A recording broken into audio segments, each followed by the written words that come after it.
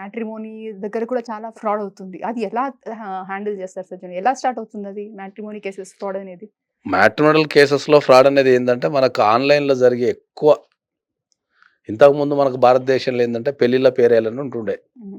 వాళ్ళు ఇల్లిల్లు తిరిగి వెరిఫికేషన్ చేసుకొని, ఆ ఊరికెళ్ళి, ఆ అబ్బాయికి ఏం ఆస్తుంది, ఆ అమ్మాయికి ఏం ఆస్తుంది, గుణాలు ఎట్లున్నాయి, వాళ్ళు సంబంధం చూడటంతో పాటు సమాజంలో ఉన్న పరిస్థితుల మీద వాళ్ళకి అవగాహన ఉంటుండే. రైట్. అప్పుడు ఈ టెక్నాలజీ లేదు కాబట్టి, ఆ ఇన్ఫర్మేషన్ అనేది ఒక మనిషి నుంచి ఒక మనిషికి ట్రాన్స్‌ఫర్ అయితుండే. కరెక్ట్. సో, వాళ్ళు ఏదైనా తప్పు జరిగినా వాళ్ళని మనం వాళ్ళు గూడా భయపడుతుండే. ఏది పెళ్ళిళ్ళ పేర్లు గూడా కొద్దిగా అబద్ధం ఆడటానికి భయపడుతుండే. ఓహ్! ఎందుకంటే మళ్ళా వాడికి ఇంకో సంబంధం రావాలన్నా, ఏదన్నా జేయాలన్నా పలానా వ్యక్తి అని వాని గూడా పేరు పోద్దని భయపడుతుండే గాబట్టి, ఈ పెళ్ళిళ్ళ పేరే అనే వ్యవస్థ ఉన్నంత కాలం కొద్దిగా మ్యాట్రిమోనియల్ వ్యవస్థ అనేది కొద్దిగా స్ట్రాంగుండే. హ్మ్.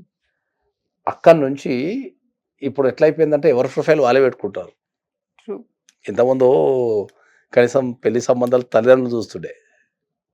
రైట్. ఇప్పుడు సమాజం ఎట్లా తయారైందంటే చాలా సందర్భాలలో మ్యాట్రిమోనియల్ సైట్‌లలోకెళ్తే వాళ్ళు పెట్టుకుంటారు ప్రొఫైల్స్. వాళ్ళు నేను పెళ్లి వాళ్ళే చేసుకోవాలనుకుంటున్నా. కరెక్ట్. నాకు సో అండ్ సో అమ్మాయి కావాలనో, సో అండ్ సో అబ్బాయి కావాలని హ్మ్. ప్రొఫైల్స్ వాళ్ళు పెట్టుకునే దానికే దిగిపోయింది. అవును. సో, ఆ మ్యాట్రిమోనియల్ ఇష్యూస్‌లో ఎప్పుడైతే మనం ఈ మ్యాట్రిమోనియల్ సంబంధాల ద్వారా ఆన్‌లైన్ సంబంధాల ద్వారా ఎప్పుడైతే మనం మ్యారేజ్ చేస్తున్నామో హ్మ్. దాంట్లో హైయెస్ట్ ఫ్రాడ్ ఉంది. ఓహ్!